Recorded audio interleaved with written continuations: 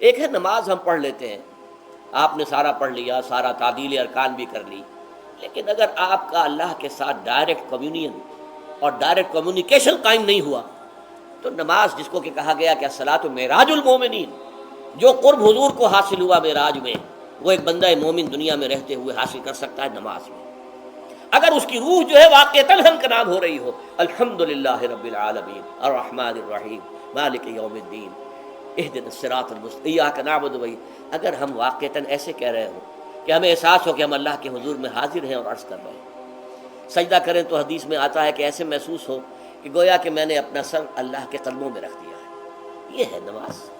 اب جو گفتگو ہو رہی ہے یہ ہم کلامی ہے، الصلاۃ معراج المومنین، اہل ایمان کے حق میں یہ نماز جو ہے یہ معراج کے درجے میں، لیکن یہ نماز کیسے نصیب ہوگی اگر روح سوئی ہوئی ہے، دبی ہوئی ہے، پسی ہوئی ہے، مزمحل ہے یا مردہ ہے؟ یہ نماز کیسے حاصل ہوگی؟ چاہے آپ پانچوں وقت کی نماز پڑھ رہے ہوں، چاہے آپ نے ہیبٹ بنا لیا ہو نماز کو، چاہے خوش بھی ہو گیا ہو، لیکن یہ کہ جب تک وہ روح بیدار نہ ہو، جب تک ہم کلامی نہ ہو، افلاق سے آتا ہے نالوں کا جواب آخر، اٹھتے ہیں حجاب آخر، کرتے ہیں خطاب آخر، جب تک یہ نہ ہو، جیسے کہ میں ایک حدیث قدسی انشاءاللہ آج سناؤں گا سورہ فاتحہ کے ضمن میں، کہ اللہ تعالیٰ کے سامنے جب کھڑا ہو کر انسان جب کہتا ہے انی وجہت وجہی للذی فطر السماوات والارض حنیفا، دائیں بائیں سے بالکل اپنا تعلق کاٹ کر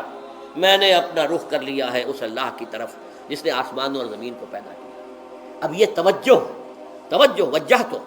اگر یہ تو ہے چہرہ تو ہم نے کر دیا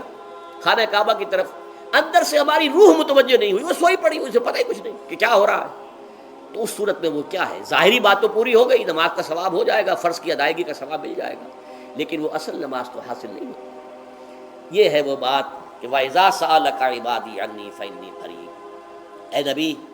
جب میرے بندوں کی روحیں بیدار ہو جائیں، توانا ہو جائیں، حیات تازہ سے وہ ہم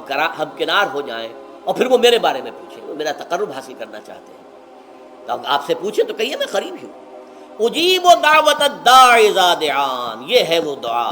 میں ہر پکارنے والے کی پکار، ہر دعا کرنے والے کی دعا کو سنتا ہوں، قبول کرتا ہوں، جواب دیتا ہوں جہاں کہیں بھی مجھے پکارے، اذا دعان۔ اس میں در حقیقت وہ مفہوم آ گیا ہے there and then where ever،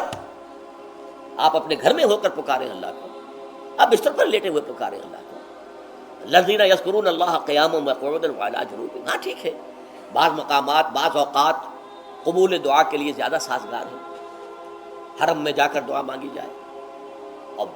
منا میں عرفات میں خاص طور پر، جبل رحمت پر خاص طور پر، ملتزم جو ہے کعبے کا اس پر خاص طور پر، وہ ایام بھی ہیں خاص، لیکن یہ نہیں ہے کہ بقیہ دنوں میں آپ کے اور اللہ کے درمیان کو بڑا فاصلہ ہے۔ یہ سارا دنیا میں مشرکانہ نظاموں نے تصور پیدا کیا، اللہ تو دور ہے دور ہے دور ہے دور ہے، پاک ہے پاک ہے پاک، تم ناپاک ہو ناپاک ہو ناپاک ہو، اور تم تو بڑی پستی میں پڑے ہو، تم اللہ سے براہ راست ہم کلام نہیں ہو سکتے، کوئی درمیانی چاہیے، کوئی لنکس چاہیے، کوئی پجاری ہوگا، کوئی پروہت ہوگا، کوئی پنڈت ہوگا، کوئی پیر ہوگا، کوئی پادری ہوگا، کوئی پوپ ہوگا، اس کے ذریعے سے تم اللہ سے ہم کلام ہو، خود نہیں۔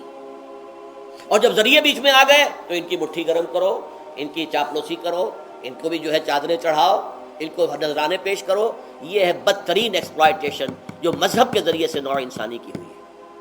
یہ دو ایکسپلائٹیشن دنیا میں ہوئی ہے تاریخ انسانی میں، ایک بادشاہوں کی طرف سے خراج دو ہمیں، محنت تم کرو گے کھیت میں، آدھا حصہ ہمارے پاس آئے گا، ہم عیش کریں گے، ہم اسٹینڈنگ آرمیز رکھیں گے تاکہ ذرا تم بغاوت کرو تو تمہارا سر کچل دیا جائے۔ یہ ایکسپلائٹیشن بدترین،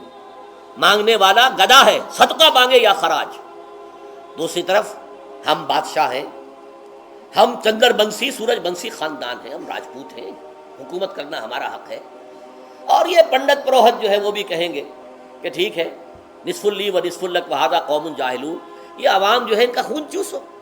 ہمیں یہ نذرانے پیش کریں، بتوں کو آ کے چڑھاوے چڑھائیں اور تمہیں خراج دیں اور ٹیکس دیں، they are to be exploited, exploit ہوگا۔ اسلام نے آ کر دونوں کا خاتمہ کیا، کوئی ملوکیت نہیں، زکوٰۃ ہے تو غربا کے لیے، بادشاہ کے لیے نہیں ہے، یہ تو غربا کے لیے، لہذا کوئی ٹیکس نہیں۔ نمبر دو، اللہ سے ہم کلام ہونے کے لیے کسی دربان، کسی جو ہے پہرے دار کی مٹھی گرم کرنے کی ضرورت نہیں، جب چاہو ہم کلام ہو جاؤ، دل کے آئینے میں ہے تصویر یار، جب ذرا گردن جھکائی دیکھ لی۔ یہ تو تم ہماری طرف متوجہ نہیں ہوتے، ہم تو ہر وقت کہتے ہیں، ہر شب کو آخری لمحات جو ہیں، آخری جو گھنٹے ہیں رات کے، سمائے دنیا تک ہم نزول فرما لیتے ہیں تمہارے لیے، اور پکارنے والا پکارتا ہے، حل من مستغفر فاغفر اللہ، ہے کوئی استغفار کرنے والا کہ میں اسے بخش دوں، حل من سائل فاعطیہ، ہے کوئی مانگنے والا کہ میں اسے عطا کروں۔ تم ہی سوئے رہتے ہو، الٹا غفیر رہتے ہو، تمہیں ہماری طرف توجہ نہیں ہے۔ اگر ہماری طرف متوجہ ہو جاؤ تو جیسے کہ اقبال نے کہا کہ میرے لیے یہ دربان جو ہے، پیران کلیسا کو کلیسا سے اٹھا دو، کیوں خالق و مخلوق میں حائل رہے پردے،